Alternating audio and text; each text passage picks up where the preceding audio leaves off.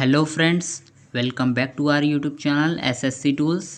आज के वीडियो में हम DSSB GK set number 15 discuss करने जा रहे हैं, जो कि DSSB के अंतर्गत जितने भी एग्ज़ाम्स होते हैं जैसे कि PRT, TGT, PGT, LDC, junior clerk, junior engineer, grade 2, grade 3, grade 4 and others, इन सभी एग्ज़ाम्स के लिए इम्पोर्टेंट या यूज़फुल रहेगा।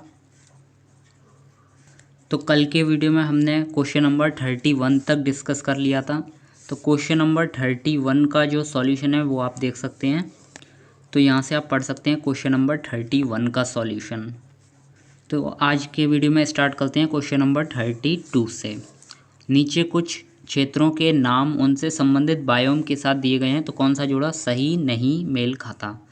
तो इसमें ये टैगा, स्टेपी, सवाना, सेल्वा, ये जो है ग्रासलैंड्स हैं, यानी कि घास के मैदान, और उनके संबंधित ये बायोम दिए गए हैं। तो हमें देखना है कि कौन सा जोड़ा इसमें से सही नहीं है। तो दोस्तों, ये जो ग्रासलैंड्स हैं तो इनमें आप देख सकते हैं सवाना जो है उष्ण कटिबंधीय या उपोष्ण घास के मैदान में रखा जाता है, ये सही है। सेल्वा जो होता है वो विषुवतीय वर्षावन होता है, ये भी सही है। स्टेपी समशीतोष्ण में रखा जाता है, ये भी सही है। बट टैगा गलत है, टैगा जो है वो शीतोष्ण में रखा जाता है, ना कि समशीतोष्ण में। तो यहाँ से आप इसका सॉल्यूशन भी पढ़ सकते हैं, जिसमें साफ कहा गया है कि टैगा जो है एक प्रकार का शीतोष्ण कटिबंध बायोम है, ना कि समशीतोष्ण। तो यहाँ से इम्पोर्टेंट वन दिए गए हैं, आपको ये चीज़ ध्यान में रखनी होगी। जैसे शीतोष्ण घास के मैदान और उष्ण कटिबंधीय घास के मैदान। तो उष्ण कटिबंधीय में सबसे पहले आप नोट डाउन कर लेना सवाना, जैसे फिर उसके बाद कंपास, जैसे कैंपास भी कहते हैं, फिर सेल्वास। अच्छा, पहले आप नोट डाउन करते जाना ये चीज़। लानोस, उसके बाद पार्कलैंड। तो ये 5 जो घास के मैदान हैं, पार्कलैंड, लानोस, सेल्वास, और इसके ऊपर जो 2 थे कैंपास और सवाना, ये सभी उष्ण कटिबंधीय घास के मैदानों में रखे जाते हैं। इसके बाद आता है शीतोष्ण कटिबंध घास के मैदान। तो शीतोष्ण में जो है वो प्रेरी, पंपास, स्टेपीज, डाउन्स और वेल्ड को रखा जाता है। तो यहाँ से देख सकते हैं डाउन्स, वेल्ड, स्टेपीज, पंपास ऊपर है, फिर इसके नीचे प्रेयरी। तो ये सभी रखे जाते हैं शीतोष्ण घास के मैदान में। तो ये जो घास के मैदान होते हैं ये अलग अलग जगह अलग अलग नामों से पुकारे जाते हैं। जैसे कि प्रेयरी की बात करें तो प्रेयरी जो है ग्रासलैंड, इन्हें नॉर्थ अमेरिका में कहा जाता है। नॉर्थ अमेरिका में जो घास के मैदान हैं उन्हें प्रेयरी के नाम से जाना जाता है, प्रेयरी। और नॉर्थ अमेरिका में कौन कौन सी चीज़ें आती हैं, यूएसए, कनाडा और मैक्सिको। तो मैक्सिको नहीं लिया है यहाँ, यूएसए और कनाडा मुख्यतः। नॉर्थ अमेरिका में इन्हें प्रेयरी के नाम से जाना जाता है, जो घास के मैदान पाए जाते हैं नॉर्थ अमेरिका में। साउथ अमेरिका में जो पाए जाते हैं उन्हें पंपास कहा जाता है। साउथ अमेरिका में जैसे अर्जेंटीना, उरुग्वे, ब्राज़ील, ये देश आते हैं। और भी देश हैं, वैसे मुख्यतः इन देशों में पंपास के नाम से जाना जाता है। फिर ऑस्ट्रेलिया में डाउन्स के नाम से जाना जाता है। तो प्रेयरी कहाँ जाना जाता है, नॉर्थ अमेरिका में, पंपास साउथ अमेरिका में, डाउन्स ऑस्ट्रेलिया में, सवाना सेंट्रल अफ्रीका में। उसके बाद कंपास ब्राज़ील में। तो ब्राज़ील में अगर अलग से पूछ लिया जाए तो आपको ध्यान रखना है कंपास के नाम से जाना जाता है। फिर वेल्ड जो है, वेल्ड कहाँ जाना जाता है, तो वेल्ड जो है वो साउथ अफ्रीका में जाना जाता है। तो ग्रासलैंड साउथ अफ्रीका में वेल्ड के नाम से जाना जाता है। तो इसमें जो देश हैं वो लेसोथो, जिम्बाब्वे और बोत्सवाना आते हैं। फिर स्टेपी जो है वो यूरोपियन रशिया, साइबेरिया और एशियन रशिया, यानी कि रशिया का दोनों ही पार्ट, यूरोपियन और एशियन दोनों ही पार्ट में स्टेपी के नाम से जाना जाता है ग्रासलैंड्स को, और साइबेरिया में भी। कैंटरबेरी जो है न्यूजीलैंड में कहा जाता है, और लानोस कोलंबिया और वेनेजुएला में कहा जाता है। तो ये सभी इंपॉर्टेंट क्वेश्चन हैं जो अक्सर बार बार पूछे जाते हैं, और इसमें से सबसे इम्पोर्टेंट आपको प्रेयरी और पंपास बहुत ज़्यादा ध्यान में रखना है। डाउन्स भी इम्पोर्टेंट है, सवाना इम्पोर्टेंट है, ब्राज़ील का कंपास, वेल्ड, स्टेपीज, ये सभी इम्पोर्टेंट हैं। नीचे के नहीं पूछे गए, बट ऊपर के प्रेयरी और पंपास में से बहुत ज़्यादा पूछा गया है क्वेश्चन, तो इसलिए आपको ये चीज़ याद रखनी है। नेक्स्ट जो क्वेश्चन है वो करंट अफेयर्स से रिलेटेड है, तो इसको काट देना, ये नहीं देखना है। ये राष्ट्रीय फिल्म से जो संबंधित अवार्ड हैं बहुत ज़्यादा पूछे जाते हैं, तो करंट अफेयर्स में हम ये चीज़ स्पेशली बहुत इम्पोर्टेंट तरीके से आपके सामने लेके आएंगे। नेक्स्ट है 34th क्वेश्चन। तो ये भी हम कहीं ना कहीं कह सकते हैं कि करंट अफेयर्स का ही क्वेश्चन था, क्योंकि जीएसटी उस समय में बहुत बर्निंग इशू था एक तरह से। तो लेकिन आज भी हमें जीएसटी के संबंध में पता होना चाहिए, तो ये चीज़ तो आप देख लेना। नीचे वस्तु एवं सेवा कर जीएसटी, जिसे गुड्स एंड सर्विसेज टैक्स कहते हैं। जीएसटी मतलब गुड्स एंड सर्विस टैक्स। तो वस्तु एवं सेवा कर के संबंध में कुछ कथन दिए गए हैं, तो इनमें से कौन सा कथन जो है वो सत्य नहीं है। तो जीएसटी जो है वो 101वें संविधान संशोधन द्वारा लाया गया था, ये बात बिल्कुल सही है। केंद्र और राज्य दोनों आईजीएसटी लगा सकते हैं। फिर वैट केंद्रीय आबकारी को जीएसटी में सम्मिलित कर लिया गया है, या उच्चतम जो जीएसटी है उसकी सीमा 28% है। तो देखो ये तो सभी को पता होगा, 28% इसमें उच्चतम सीमा है कर की, और 101वें संविधान संशोधन द्वारा लाया गया था। अब ये दो चीज़ें हमें देखनी है कि इन दोनों में से कौन सा गलत है। तो वैट जो है और केंद्रीय आबकारी को जीएसटी में सम्मिलित कर लिया गया है, ये भी बिल्कुल सही है।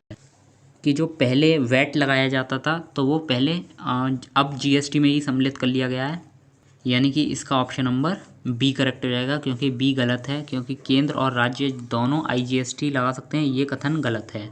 वैट जो है वो केंद्रीय आबकारी को जीएसटी में वैट को और केंद्रीय आबकारी दोनों ही करों को जीएसटी में ही सम्मिलित कर लिया गया था, ये कथन भी सही है। जीएसटी में बहुत सारे कर सम्मिलित किए गए थे, जिसमें वैट और केंद्रीय आबकारी को आपको ध्यान में रखना होगा। यहाँ से आप इसका सॉल्यूशन भी पढ़ सकते हैं कि जीएसटी भारत सरकार की नई अप्रत्यक्ष कर व्यवस्था है, जो 2017 से लागू हुई थी। इसको भारतीय संविधान के 101वें संविधान संशोधन अधिनियम द्वारा लागू किया गया था। 3 तरह के कर होंगे इसमें, सीजीएसटी, आईजीएसटी और एसजीएसटी। ये एसजीएसटी है, सीजीएसटी मतलब सेंट्रल लगाता है, एसजीएसटी स्टेट लगाता है, और आईजीएसटी जिसके अंतर्गत राजकीय बिक्री के लिए केंद्र सरकार द्वारा राजस्व एकत्रित किया जाएगा। तो यहाँ देख सकते हैं आप, जो आईजीएसटी के बारे में बात हुई है इस क्वेश्चन में, तो आईजीएसटी जो है वो केंद्र द्वारा एकत्रित किया जाता है, केंद्र सरकार द्वारा राजस्व एकत्र किया जाएगा। तो ये चीज़ आप ध्यान रखना, केंद्र सरकार लगाता है आईजीएसटी, जो इस क्वेश्चन में पूछा गया था।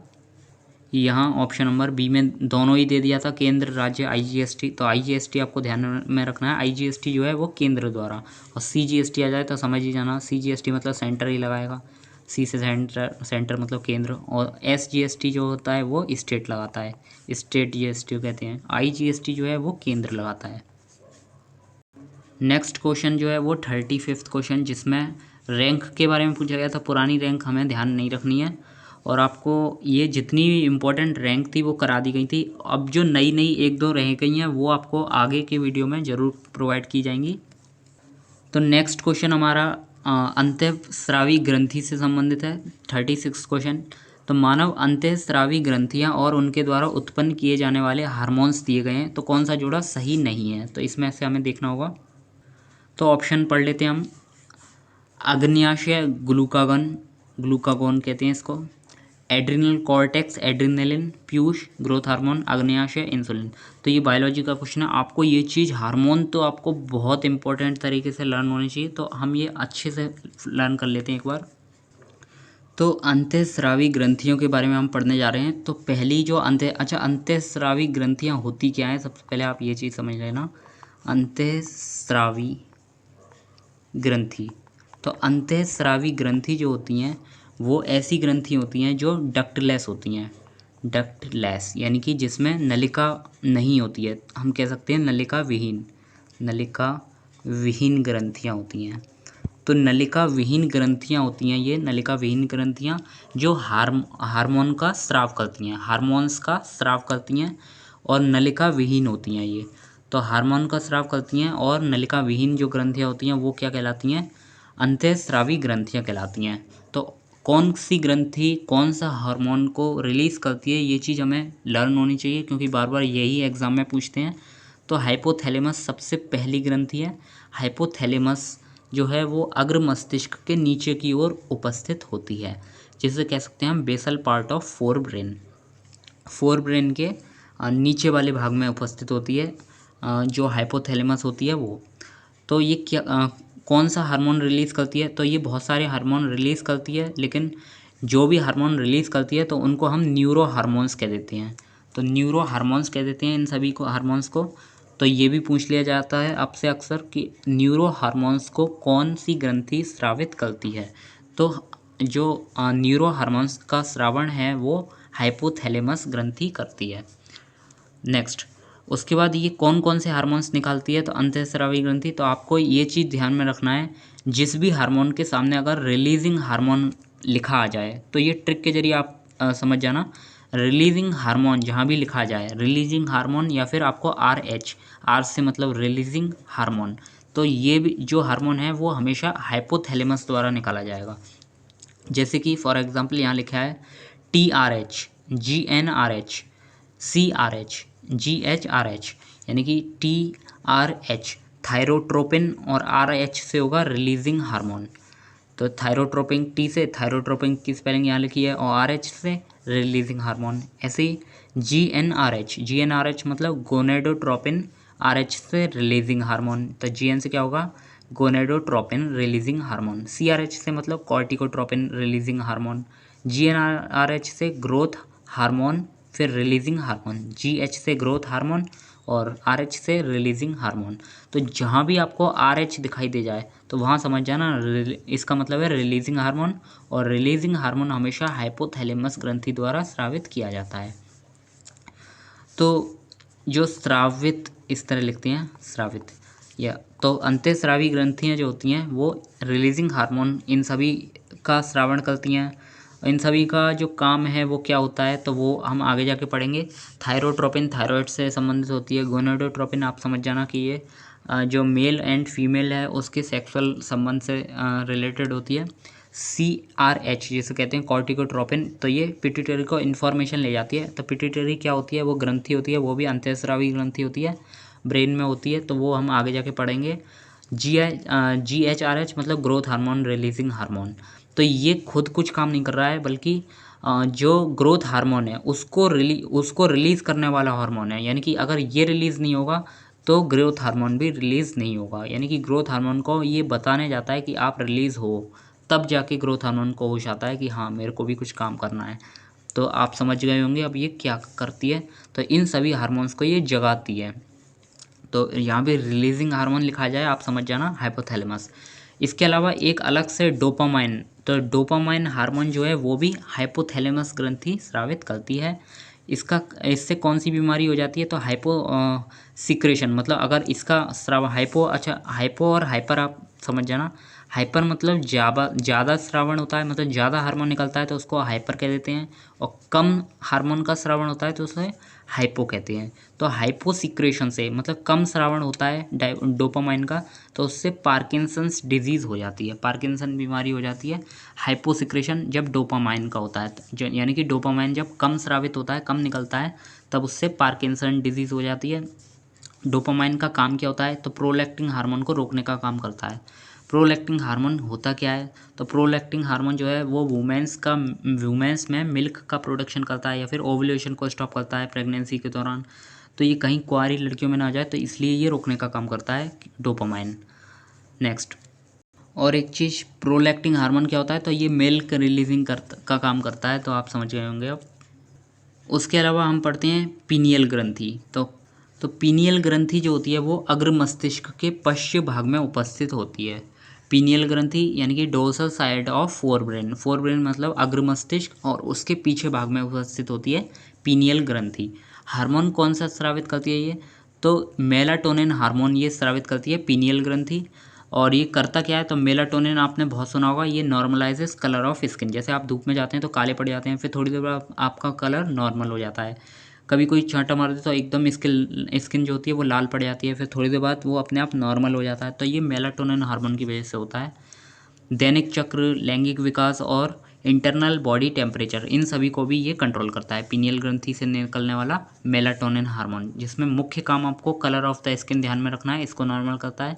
दैनिक चक्र जो हम सोते जागते बैठते खाते पीते, तो इन सभी को नियंत्रित करता है ये। लैंगिक विकास और इंटरनल बॉडी टेम्परेचर को भी मेंटेन रखता है। नेक्स्ट जो आती है वो पिट्यूटरी ग्लैंड है, जिसे हम कहते हैं पीयूष ग्रंथि। पीयूष ग्रंथि बहुत इंपॉर्टेंट है, इसी से क्वेश्चन बनते हैं अक्सर। तो पीयूष ग्रंथि जो है उसको हम मास्टर ग्रंथि कहते हैं।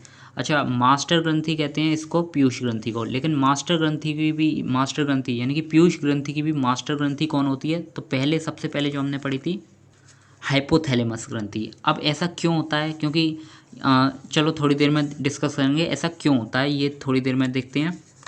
इससे पहले हमें ये देखना पड़ेगा पीयूष ग्रंथि का काम क्या होता है। पीयूष ग्रंथि को मास्टर ग्रंथि कहते हैं और ये कहाँ होती है, ये स्फीनोइड बोन की गुहा में होती है। स्फीनोइड बोन जो होती है वो मस्तिष्क में ही होती है, तो इसकी एक कैविटी होती है, एक गड्ढा सा बन जाता है, तो उसमें उपस्थित होती है ये पीयूष ग्रंथि। इसे मास्टर ग्रंथि कहते हैं। हार्मोन कौन कौन सा रिलीज़ करती है ये, तो ग्रोथ हार्मोन जिससे ग्रोथ होती है, ACTH जिसे कहते हैं एड्रीनोकॉर्टिकोट्रोपिन हार्मोन, TSH जिसे कहते हैं थायराइड स्टिमुलेटिंग हार्मोन, FSH जिसे कहते हैं फॉलिकल स्टिमुलेटिंग हार्मोन, LH जिसे ल्यूटिनाइजिंग हार्मोन और प्रोलैक्टिन हार्मोन। ये बहुत सारे हार्मोन का जो है वो श्रावण करती है। प्रोलैक्टिन के बाद ऑक्सीटोसिन, वैसोप्रेसिन, इतने सारे हार्मोन्स का ये रिलीज़ करती है। तो आपको इसकी एक ट्रिक याद रखनी है। जैसे हमने सबसे पहली में RH पढ़ी थी, रिलीजिंग हार्मोन, जब भी लिखा जाए तो आपको समझ जाना है हाइपोथैलेमस से रिलेटेड होगा वो हार्मोन। इसके अलावा पीयूष ग्रंथि की एक ट्रिक होती है SH, जब भी SH लिखा जाए तो आप समझ जाना ये हार्मोन जो है वो पीयूष ग्रंथि से संबंधित होगा। SH का मतलब होता है स्टिमुलेटिंग हार्मोन।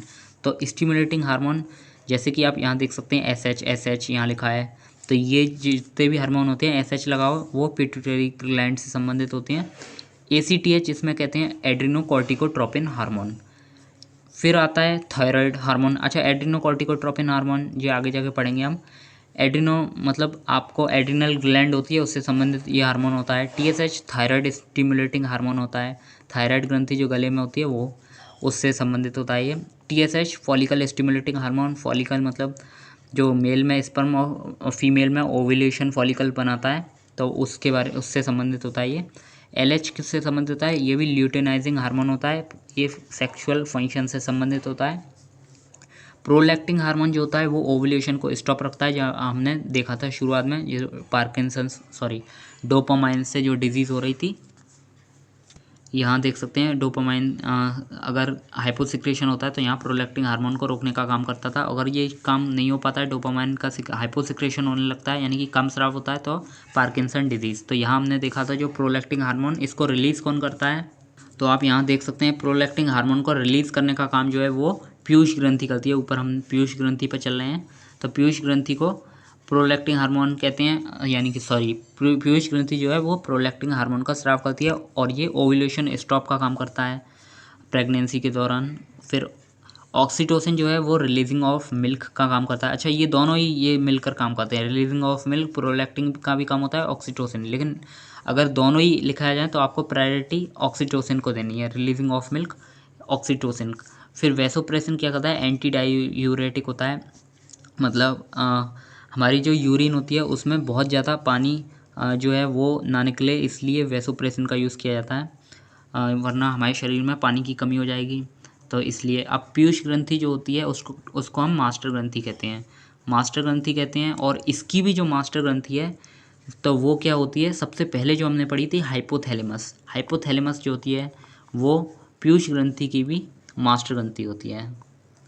तो इसको कहते हैं पीयूष ग्रंथि की भी मास्टर ग्रंथि हाइपोथैलेमस, क्योंकि ये काम क्या करती है, जैसे आपने देखा होगा thyroid stimulating, follicle stimulating hormone, luteinizing hormone, prolactin hormone, oxytocin, vasopressin, तो इन सभी को कौन रिलीज़ करता है, पीयूष ग्रंथि। और पीयूष ग्रंथि को भी जो नियंत्रित करती है वो होती है हाइपोथैलेमस ग्रंथि। तो इसलिए हम इसको मास्टर ग्रंथि की भी मास्टर ग्रंथि कहते हैं, किसको, हाइपोथैलेमस को। और पीयूष ग्रंथि को बात करें तो पीयूष ग्रंथि को हम कहते हैं मास्टर ग्रंथि, ऊपर यहाँ से देख सकते हैं। नेक्स्ट जो है वो थायराइड होती है। थायराइड जो होती है गले में सबसे बड़ी अंतःस्रावी ग्रंथि होती है ये, और इस जो हार्मोन निकालती है वो थायराइड हार्मोन, थायराइड और कैल्सिटोनिन, दो तरह के हार्मोन निकालती है। तो यहाँ से आपको समझना है थायराइड हार्मोन, आपको जैसे ही लिखा जाए तो आप समझ जाना है, थायराइड ग्रंथि निकालती होगी। इसका काम क्या होता है, ये उपापचयन और पीयूष ग्रंथि से संबंधित रहती है। ये इंपॉर्टेंट चीज़ है, थायराइड जो ग्रंथि होती है वो पीयूष ग्रंथि से भी संबंधित रहती है। आगे उपापचयन की क्रिया करती है, यानी कि मेटाबॉलिज्म की क्रिया भी करती है ये थायराइड ग्रंथि। और उसके बाद पीयूष ग्रंथि से भी संबंध रहती है। कैल्सिटोनिन, अच्छा उपापचयन क्या होता है ये आप समझ जाना। मेटाबॉलिज्म जो होता है वो उसमें चय उपचय दोनों प्रक्रियाएं आती हैं, मतलब शरीर में जो भी पदार्थ बनते हैं और बिगड़ते हैं तो वो उसको कहते हैं हम चय उपापचयन, मेटाबॉलिज्म। जैसे इसमें बहुत सारी प्रोसेस आती हैं, जैसे डाइजेशन वगैरह वगैरह। उसके बाद कैल्सिटोनिन का काम क्या होता है? कैल्सिटोनिन जो है वो रक्त में कैल्शियम की मात्रा का संतुलन रखता है। थायराइड ग्रंथि ये रिलीज़ करती है 2 हार्मोन, थायराइड और कैल्सिटोनिन। 2 हार्मोन का नाम ध्यान रखना है। तो ये इनसे इनका काम नहीं पूछा जाता, लेकिन हार्मोन पूछे जाते हैं। कौन सा हार्मोन किस हार्मोन कौन सी ग्रंथि किस हार्मोन का स्राव करती है। तो इम्पोर्टेंट आपको ध्यान में रखना होगा, ये थायराइड से ज़्यादा इम्पोर्टेंट नहीं है। आगे हाइपोसिक्रेशन से, मतलब इसका अगर कम स्राव होगा इसका, तो थायराइड जो हार्मोन है उसका कम स्राव होगा, तो इससे कौन कौन सी डिजीज़ हो सकती हैं, या फिर थायराइड ग्रंथि सही से काम नहीं करती है तो इससे कौन कौन सी डिजीज़ हो सकती हैं। तो क्रेटिनिज्म यानी कि जड़ वामनता हो सकती है, यानी कि जो हमारा मस्तिष्क है वो कमज़ोर हो जाता है, जड़ वामनता जिसे कहते हैं क्रेटिनिज्म। माइक्सोएडमा, गोइटर और हैशिमोटो डिजीज़। हैशिमोटो डिजीज़ वो कंडीशन होती है जब पूरा का पूरा थायराइड पूरा काम करना बंद कर देता है, यानी कि सुसाइड ऑफ थायराइड जिसे कहते हैं हैशिमोटो डिजीज़, HASHIMOTO। तो हैशिमोटो डिजीज़। गोइटर में तो आपको पता ही होगा कि गला जो है वो मोटा सा हो जाता है, तो घेंगा जिसे कहते हैं गोइटर। माइक्सोएडमा, तो ये सभी डिजीज़ जो होती हैं वो थायराइड ग्रंथि से संबंधित है। इसके बाद जो आती है वो पैराथायराइड ग्लैंड है। पैराथायराइड ग्लैंड के बारे में यहाँ देख लेते हैं हम। जो पैराथायराइड ग्लैंड है वो इसकी संख्या 4 होती है। जैसे ये थायराइड है और थायराइड के नीचे जो होती है इसको पैराथायराइड कहते हैं। थायराइड ग्रंथि के नीचे होने के कारण इसको पैराथायराइड कहते हैं, और इसकी संख्या 4 होती है। जैसे कि यहाँ आपको दिख रहा होगा ये चार जो हैं वो पैराथायराइड ग्रंथि हैं। इसमें जो हार्मोन निकालती है ये इंपॉर्टेंट चीज़ है, कॉलिप हार्मोन। ये क्वेश्चन पूछा जा चुका है, इसलिए आपको ध्यान में रखना है। कॉलिप हार्मोन जो होती है, कॉलिप हार्मोन, इसका स्राव कौन करती है? तो पैराथायराइड ग्रंथि करती है। कॉलिप हार्मोन ये रक्त में जो है कैल्शियम की मात्रा को बढ़ाता है और विटामिन डी को एक्टिव रखता है, तो ये इसका काम होता है कॉलिप हार्मोन का, कैल्शियम की मात्रा को बढ़ाता है ये। हाइपोसिक्रेशन, अगर ये इसका कम सिक्रेशन हो, कम स्रावण हो तो टेटेनिक डिजीज़ हो जाती है, और ज़्यादा स्रावण हो, हाइपर सिक्रेशन हो तो ऑस्टियोपोरोसिस डिजीज़ हो जाती है। ऑस्टियोपोरोसिस डिजीज़ में जो हमारी हड्डियाँ होती हैं उनमें छेद हो जाते हैं इस तरह, तो यानी कि कह सकते हैं बोन की जो डेंसिटी है वो कम हो जाती है। और हाइपोसिक्रेशन मतलब कम स्रावण से टेटेनिक डिजीज़ हो जाती है, जैसे बाल, टीथ और मसल्स और हमारे जो बाल हैं ये सभी चीज़ें वीक हो जाती हैं। तो ये हाइपोसिक्रेशन से टेटेनिक डिजीज़ में ऐसा होता है। नेक्स्ट जो है हमारी थाइमस ग्रंथि है। थाइमस जो होती है वो थाइमोसिन हार्मोन निकालती है।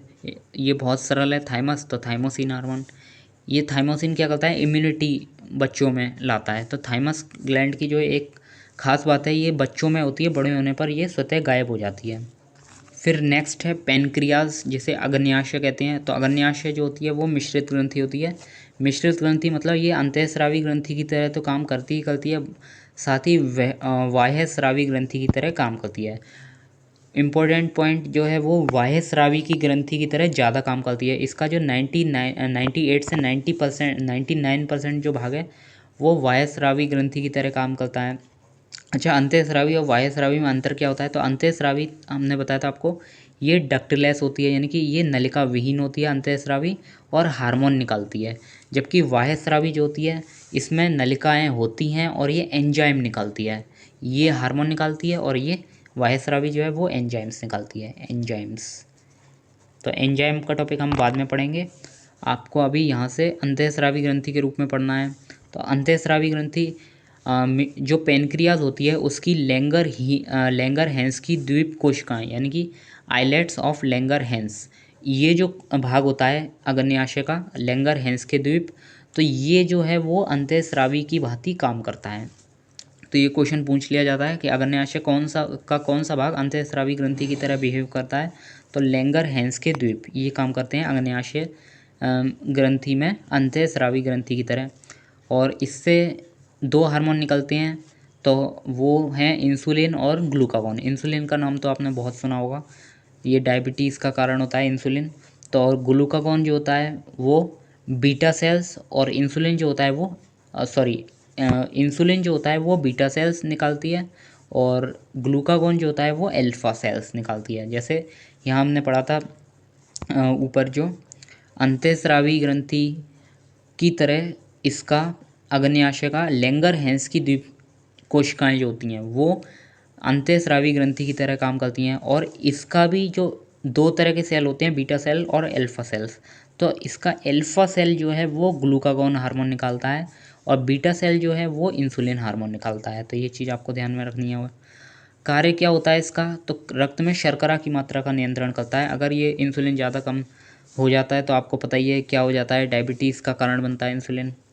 नेक्स्ट जो ग्रंथि है वो एड्रिनल ग्लैंड है। एड्रिनल ग्लैंड, तो एड्रिनल ग्लैंड से क्वेश्चन पूछा गया है, ये भी मोस्ट इम्पॉर्टेंट है, आपको ये बहुत ध्यान रखना है ये चीज़।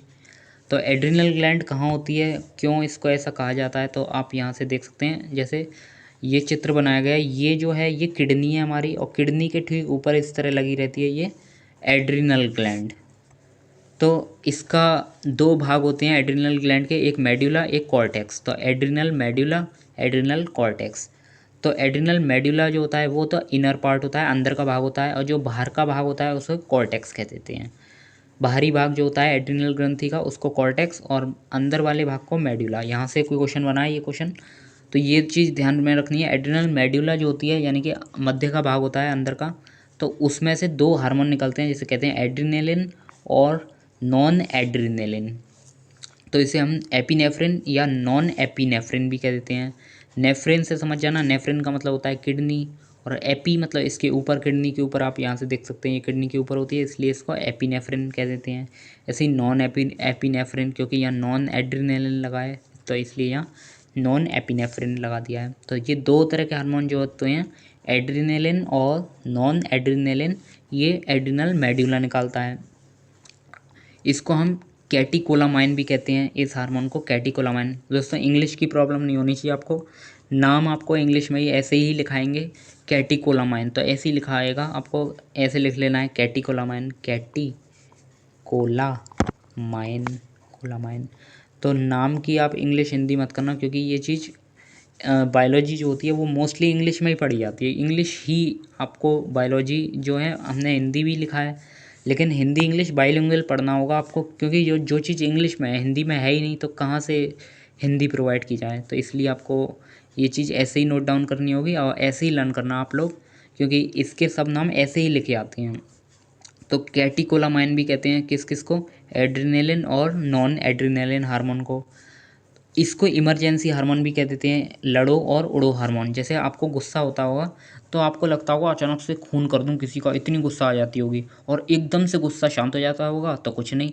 तो ये इसलिए इसको कहते हैं इमरजेंसी हार्मोन, क्योंकि एकदम से तो रिलीज़ होता है, एकदम से नष्ट हो जाता है, एकदम से गायब हो जाता है, तो इसलिए इसको कहते हैं लड़ो और उड़ो हार्मोन।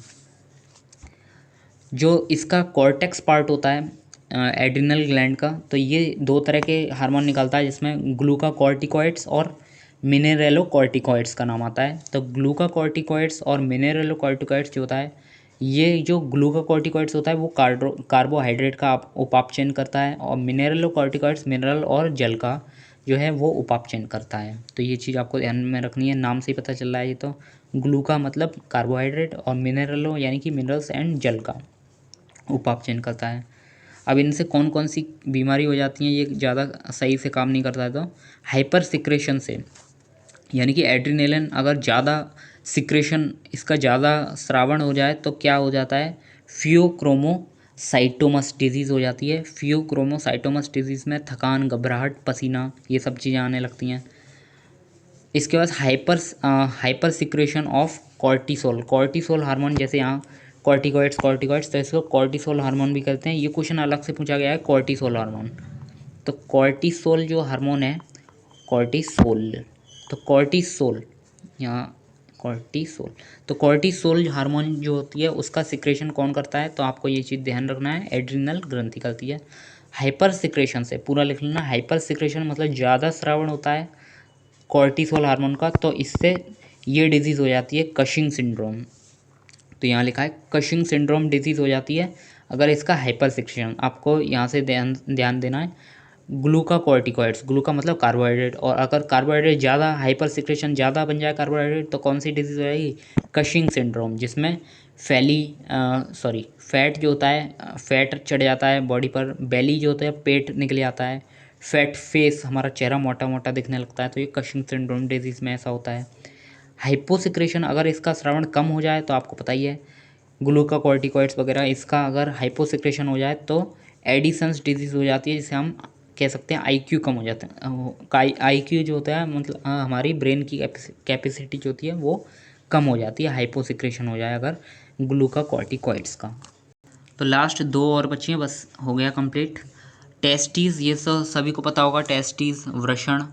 तो टेस्टीज़ जो होता है वो ये मेल की बॉडी में होता है। तो मेल की बॉडी में बाहर की तरफ तो स्क्रोटल सैक कहते हैं। हमारे बॉडी जो होती है उसके इनर साइड में नहीं होता, एब्डोमिनल कैविटी में नहीं होता। जैसे अगर ये मनुष्य है तो मनुष्य की ये अगर पैर हैं, ये हाथ हैं, तो अगर मनुष्य की ये अंदर के पार्ट में, यहाँ एब्डोमिनल में नहीं होता, बाहर होता है, इसलिए हम इसको स्क्रोटल सैक कह देते हैं। उधर के बाहर जो पार्ट होता है उसको हम स्क्रोटल सैक कह देते हैं। और फीमेल में जस्ट इसका अपोजिट होता है, फीमेल में ये अंदर की तरफ होता है, एब्डोमिनल कैविटी में होता है।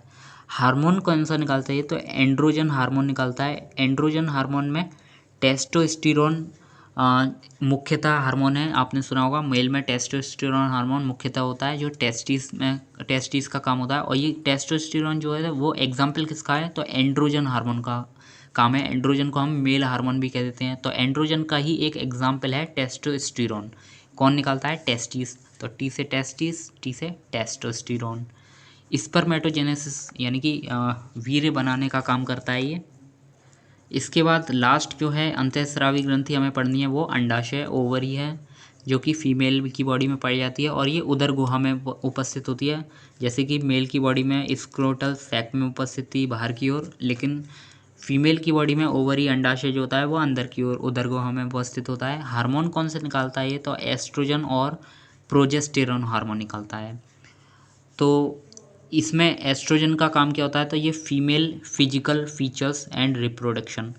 फीमेल में जो फिजिकल फीचर्स आप लोग देखते हैं, मेल में और अलग, फीमेल में अलग, तो स्ट्रक्चर जो होता है अलग से, तो उसको स्ट्रक्चर को ये डिफरेंट बनाने का काम करता है। फीमेल का स्ट्रक्चर आपने देखा होगा, तो वो एस्ट्रोजन हार्मोन। और रिप्रोडक्शन जो है यानी कि जनन का काम जो है फीमेल में, वो भी एस्ट्रोजन हार्मोन। प्रोजेस्टेरॉन जो हार्मोन है वो ओव्यूलेशन और मेंस्ट्रुएशन का काम करता है, जैसे हम एमसी कह देते हैं, तो उसका काम करता है। दोस्तों आप समझ जाना, प्रोजेस्टेरॉन हार्मोन, ओव्यूलेशन मतलब जो साइकिल होती है 28 डेज़ की, वही चीज़, तो उसमें प्रोजेस्टेरॉन हार्मोन का हाथ होता है। प्रोजेस्टेरॉन हार्मोन करता है मेंस्ट्रुएशन साइकिल। आपके एग्ज़ाम में एमसी की भी फुल फॉर्म पूछी गई है, तो इसको आपको ध्यान रखना है। मेंस्ट्रुएशन साइकिल, सी से साइकिल होता है, तो ये चीज़ जो होती है फीमेल में प्रोजेस्टेरॉन हार्मोन का काम होता है। तो यहाँ हमसे 36 क्वेश्चन पूछा गया था। अब हमने पूरी की पूरी अंतःस्रावी ग्रंथियाँ पढ़ ली हैं। जैसे अग्न्याशय, जिसे हम पैनक्रियास कह रहे थे, पैनक्रियास, PANCREAS, पैनक्रियास जो अग्न्याशय थी वो ग्लूकागॉन और इंसुलिन हार्मोन निकाला था, हमने देख लिया था, ये बिल्कुल सही है इंसुलिन, तो ये सही है पहला वाला। फिर दूसरा बाद में देखेंगे, पहले पीयूष ग्रंथि ग्रोथ हार्मोन निकाला था, ये भी सही है, ग्रोथ हार्मोन और बहुत सारे हार्मोन निकाला था। पीयूष ग्रंथि जो होती थी वो मास्टर ग्रंथि कहलाती थी, और ग्रोथ हार्मोन और जन कौन कौन से, स्टिमुलेटिंग हार्मोन, ल्यूटेनाइजिंग हार्मोन और भी बहुत सारे हार्मोन थे, तो वो पीयूष ग्रंथि का, ये भी सही है, ये भी सही है। अग्न्याशय जो है इंसुलिन भी निकाला, चलो ये भी सही है। लेकिन एड्रिनल कॉर्टेक्स जो होती है वो एड्रिनल निकालती है, यानी कि आपको ये चीज़ ध्यान में रखनी है। हमने एड्रिनल जो है, एड्रिनल ग्लैंड, उसके दो पार्ट पढ़े थे, एड्रिनल कॉर्टेक्स और एड्रिनल मेड्यूला। तो एड्रिनलिन जो हार्मोन है और नॉन एड्रिनलिन, ये निकालने का काम कौन करता था, एड्रिनल मेड्यूला करती थी, ना कि कॉर्टेक्स। ये कॉर्टेक्स लिखा है तो यानी कि ये गलत हो गया। तो यहाँ से आप देख सकते हैं, जैसे एड्रिनल ग्लैंड हमने पढ़ी थी तो इसके दो पार्ट बताए थे, मेड्यूला और कॉर्टेक्स। तो एड्रिनल मेड्यूला जो होती है वो निकालती है कौन सा, एड्रिनलिन हार्मोन, जबकि क्वेश्चन में क्या कहा गया है, एड्रिनल कॉर्टेक्स निकालता है एड्रिनलिन हार्मोन, जबकि ये गलत है, ये नहीं निकालता है। आपने यहाँ पढ़ लिया होगा, मेड्यूला जो पार्ट होता है, मेड्यूला मतलब मध्य का भाग जो होता है, इनर पार्ट जो होता है, वो सीक्रेट करता है एड्रिनलिन और नॉन एड्रिनलिन हार्मोन। जबकि कॉर्टेक्स का काम क्या होता है, कॉर्टेक्स का काम कॉर्टिसोल हार्मोन यानी कि कॉर्टिसॉइड, ग्लूकाकॉर्टिकॉइड्स और मिनरलोकॉर्टिकॉइड्स, ये निकालने का काम किसका होता है, एड्रिनल कॉर्टेक्स का। तो कॉर्टेक्स का काम ये नहीं होता है, ये काम किसका होता है, मेड्यूला का। तो एड्रेनलिन और नॉन एड्रेनलिन हार्मोन निकालने का काम एड्रिनल मेड्यूला का होता है। यानी कि हम कह सकते हैं हमारा ऑप्शन नंबर बी करेक्ट है, यानी क्योंकि एड्रिनल जो कॉर्टेक्स है वो उसका काम नहीं होता, एड्रिनल मेड्यूला का काम होता है एड्रेनलिन हार्मोन निकालना। तो यहाँ से आप इसका सॉल्यूशन भी पढ़ सकते हैं, ये सॉल्यूशन लिखा है, पढ़ लेना आप। नेक्स्ट जो क्वेश्चन है वो 37वां क्वेश्चन, जिसमें पूछा गया है फोटोवोल्टेइक सेल बनाने के लिए कौन सा प्रमुख मूल द्रव्य इस्तेमाल किया जाता है। तो फोटोवोल्टेइक सेल बनाने में सिलिकॉन का यूज़ किया जाता है, सिलिकॉन का यूज़। तो ये चीज़ आपको ध्यान में रखनी है कि फोटोवोल्टेइक सेल जो होते हैं वो बनाने में किसका यूज़ किया जाता है, सिलिकॉन का यूज़ किया जाता है। डी ऑप्शन करेक्ट है। फोटोवोल्टेइक सेल बनाने के लिए सिलिकॉन का इस्तेमाल किया जाता है। और सिलिकॉन क्या होती है, वो अर्धचालक प्रकृति की एक धातु है। नेक्स्ट क्वेश्चन जो है वो क्रिकेट से रिलेटेड है। कौन सा राष्ट्र हाल में घोषित ICC T20 अंतर्राष्ट्रीय टीम यानी कि रैंकिंग में शीर्ष पर है। तो ये चीज़ बहुत इंपॉर्टेंट है, आपको ध्यान में रखनी है इस बार भी। तो सबसे पहले हम ICC T20 की बात कर लेते हैं। ICC T20, तो ICC T20 में जो पहला स्थान है, फर्स्ट जो है वो इंग्लैंड है, इंग्लैंड फर्स्ट है। सेकंड पे जो है वो इंडिया है, इम्पोर्टेंट है, याद रखना है आपको। इंडिया सेकंड रैंकिंग पे है T20 में। और थर्ड पे जो है वो हमें ध्यान नहीं रखना है, न्यूजीलैंड है वैसे। तो फर्स्ट और सेकंड ध्यान रखना है आपको। ICC T20 की बात हो रही है, T20 में इंग्लैंड फर्स्ट है और इंडिया सेकंड है। इसके बाद आता है आपका ODI मतलब वनडे क्रिकेट में, वनडे इंटरनेशनल में। तो इसमें फर्स्ट जो है, फर्स्ट नंबर पे आती है न्यूजीलैंड। तो न्यूजीलैंड जो है वो ODI में फर्स्ट नंबर पे है। इसके बाद सेकंड नंबर पे जो है वो इंग्लैंड है। तो ये चीज़ आपको ध्यान में रखनी है, सेकंड वाली मत ध्यान रखना, फर्स्ट ध्यान रखना न्यूजीलैंड। और इंडिया का जो स्थान है वो फोर्थ है, थर्ड पे ऑस्ट्रेलिया है, तो ये चीज़ मत ध्यान रखना, बस फोर्थ ध्यान रखना, इंडिया फोर्थ पे है। तो ODI में जो इंडिया का स्थान है इस बार वो फोर्थ है, फोर्थ रैंकिंग है इंडिया की ODI में। और पीछे हम T20 में पढ़ चुके थे, T20 में इंडिया की सेकंड रैंकिंग है। फिर लास्ट जो है टेस्ट भी बहुत इंपॉर्टेंट है इस बार, ये भी पूछ सकते हैं। टेस्ट में पहला जो है वो न्यूजीलैंड है, न्यूजीलैंड फर्स्ट है। फिर सेकंड पे जो है वो इंडिया है। तो इंडिया आप देख सकते हैं, इंडिया जो है वो टेस्ट में भी सेकंड है और T20 में भी हमने देखा था, T20 में भी इंडिया सेकंड है। और T20 में फर्स्ट लेकिन कौन था, T20 में जो फर्स्ट है वो ई से इंग्लैंड है, जबकि टेस्ट में जो फर्स्ट कौन है, न्यूजीलैंड है।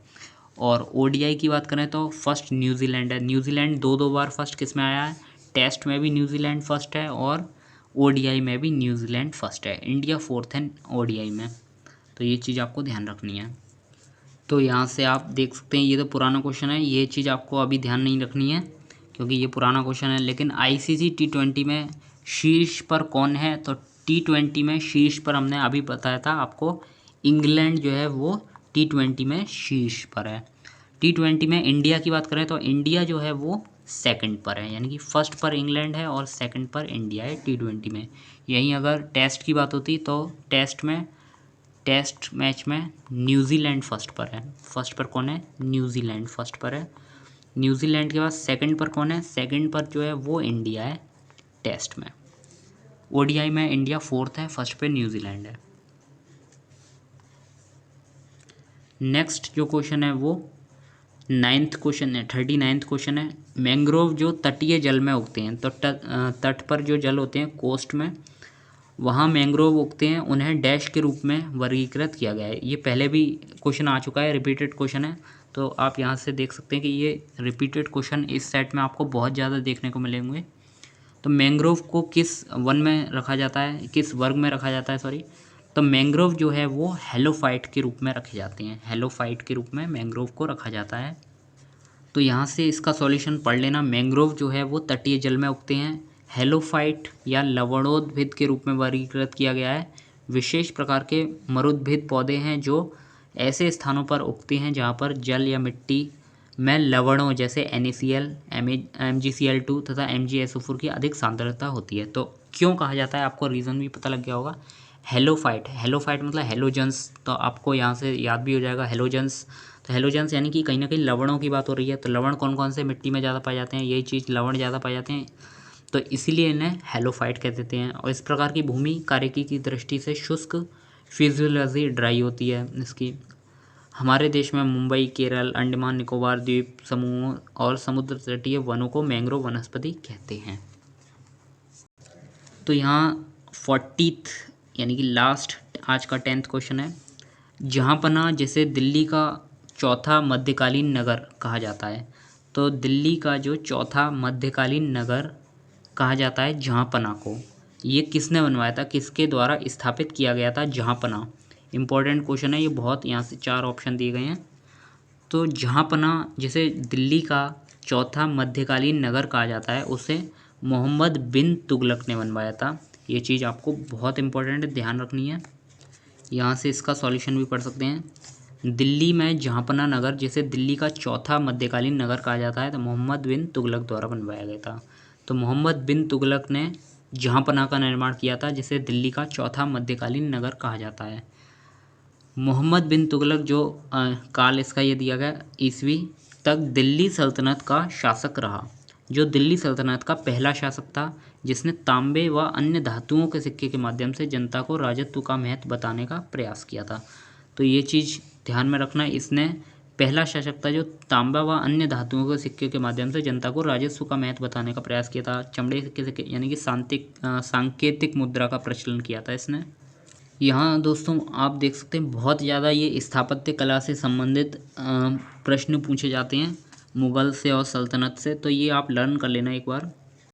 तो ये बहुत इम्पोर्टेंट लिस्ट है, ये भले ही इंग्लिश में लिखी है लेकिन आप हिंदी में लिख लेना। टॉम्ब को कहते हैं मकबरा। तो हुमायूं का मकबरा जो है वो दिल्ली में है और अकबर ने बनवाया था। हुमायूं का मकबरा आप ध्यान से देख लेना। हुमायूं कौन थे, अकबर के पिता थे। अच्छा, इसका क्रम वो आपको बहुत ज़रूरी है, ध्यान में रखना। सबसे पहले बाबर, ये पहले भी हम रिपीट कर मतलब बता चुके थे, ये रिपीट हो रहा है इस बार दोबारा। बाबर के बाद कौन था, हुमायूं के बाद था अकबर के बाद जहांगीर। तो जहांगीर आपको ध्यान में रखना है, जहांगीर का जो दूसरा नाम है वो सलीम भी था। इसके बाद आता है शाहजहां और लास्ट में औरंगजेब। तो ये चीज़ आपको ध्यान में रखनी है। तो यहाँ बात हो रही है हुमायूं का टॉम मतलब मकबरा। तो हुमायूं का मकबरा जो है वो किसने बनवाया था, अकबर ने। अकबर बेटा था हुमायूं का, तो अकबर ने बनवाया था हुमायूं का मकबरा। दिल्ली में है ये हुमायूं का मकबरा। दूसरा बुलंद दरवाज़ा आता है, बुलंद दरवाज़ा फतेहपुर सीकरी में है और अकबर ने बनवाया था बुलंद दरवाज़ा। फिर शालीमार बाग, इंपॉर्टेंट क्वेश्चन। अच्छा, फतेहपुर ये भी बहुत इंपॉर्टेंट है, फतेहपुर सीकरी में जो है बुलंद दरवाज़ा। उसके बाद शालीमार बाग जो है वो श्रीनगर में है और जहांगीर ने बनवाया था। जहांगीर यानी कि अकबर का बेटा था जहांगीर, जिसने क्या बनवाया था, शालीमार बाग, जो श्रीनगर में स्थित है। यहाँ से आपको याद भी हो जाएगा, शालीमार श्रीनगर। अकबर का मकबरा किसने बनवाया था, तो अकबर का मकबरा जो है वो by began by Akbar and finished by Jahangir. मतलब begin by Akbar, sorry begin है ये, बिगेन मतलब स्टार्ट किया गया था अकबर के द्वारा। अकबर का मकबरा स्वयं अकबर ने ही शुरू किया था और फिनिश किसने किया था, जहांगीर ने। यानी कि सलीम पूरा नहीं करवा पाया था, जिसे जहांगीर ने पूरा करवाया था, सॉरी। तो जहांगीर यानी कि सलीम एक ही चीज़ है, जहांगीर का ही दूसरा नाम था सलीम, जो अकबर का बेटा था। तो अकबर ने शुरू किया था अपना मकबरा बनवाना, अकबर्स टॉम्ब, और ये सिकंदरा आगरा में स्थित है। उसके बाद आगे टॉम्ब ऑफ एतमाद-दौला आपने सुना होगा, इसको हिंदी में ऐसे लिख लेना, एतमाद-दौला। तो एतमाद-दौला ये इस तरह है। एतमाद-दौला का जो मकबरा है, एतमाद-दौला का मकबरा जो है वो आगरा में है और नूर जहाँ ने बनवाया था। इंपॉर्टेंट क्वेश्चन है, पूछा गया है ये पहले, नूर जहाँ ने बनवाया था। टॉम्ब ऑफ जहांगीर, जहांगीर का मकबरा शाहजहाँ। मतलब अगर मकबरे आए तो आप समझ जाना ये चीज़ कि इनके बेटों ने ही बनवाए होंगे इनके मकबरे, तो इसलिए जहांगीर का बेटा कौन था, शाहजहाँ ने बनवाया था जहांगीर का मकबरा। और शादरा बाग लाहौर में स्थित है ये, शादरा बाग लाहौर में स्थित है टॉम्ब ऑफ जहांगीर, जहांगीर का मकबरा शादरा बाग ताजमहल सबको पता है, शाहजहाँ आगरा में स्थित है ये। रेड फोर्ट लाल किला जो है वो दिल्ली में स्थित है, ये भी शाहजहाँ। शालीमार गार्डन, अच्छा ये चीज़ ध्यान रखना, ऊपर क्या था, शालीमार बाग था, ये चीज़ ध्यान में रखना। शालीमार जो बाग है वो श्रीनगर और यहाँ जहांगीर का नाम आता है, जबकि शालीमार गार्डन जो है ये शाहजहाँ का नाम आता है। शालीमार गार्डन और शालीमार बाग अलग है।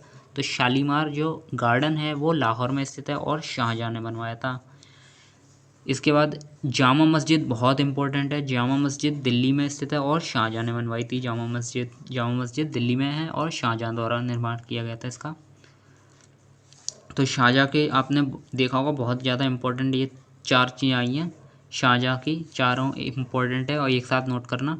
Jama Masjid, Shalimar garden, red fort, Taj Mahal. Red fort Taj Mahal तो सभी को पता होगा, आगरा और दिल्ली। फिर शालीमार गार्डन जो है वो लाहौर में स्थित है, शाहजहाँ। और जामा मस्जिद वो दिल्ली में स्थित है और शाहजहाँ।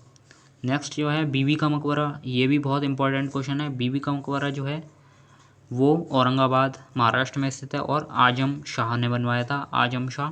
अकबर ने सलीम चिश्ती का मकबरा, तो ये किसने बनवाया था, अकबर ने बनवाया था। सलीम चिश्ती का मकबरा ये फतेहपुर सीकरी में स्थित है, सलीम चिश्ती का मकबरा, और अकबर ने बनवाया था। ये इंपॉर्टेंट क्वेश्चन है। सलीम चिश्ती ये मत समझ जाना अकबर का बेटा है, तो ये अकबर सलीम के बेटे ने बनवाया था, तो ऐसा नहीं है। सलीम चिश्ती का मकबरा अकबर ने बनवाया था और फतेहपुर सीकरी में स्थित है। बीवी का मकबरा औरंगाबाद और आजम शाह, तो ये चीज़ ध्यान रखनी है आपको। तो दोस्तों यहाँ हमारा ये सेट कंप्लीट होता है और आज का सेट बहुत इंपॉर्टेंट है, आपको ये पूरा का पूरा लर्न होने चाहिए। दोस्तों अगर आपको ये पसंद आ रहा हो तो आप वीडियो को लाइक किया कीजिए और कमेंट किया कीजिए। अगर आपको कुछ कमी लगती है तो आप कमेंट करके हमें बता सकते हैं, हम उसमें सुधार करने की कोशिश करेंगे। राइटिंग वगैरह की कोई प्रॉब्लम हो तो आप बता सकते हैं, कोई चीज़ ना समझ में आई हो तो भी आप बता सकते हैं उस चीज़ को। हम अगले वीडियो में ज़रूर आपकी प्रॉब्लम को सॉल्व करने की कोशिश करेंगे। ओके, मिलते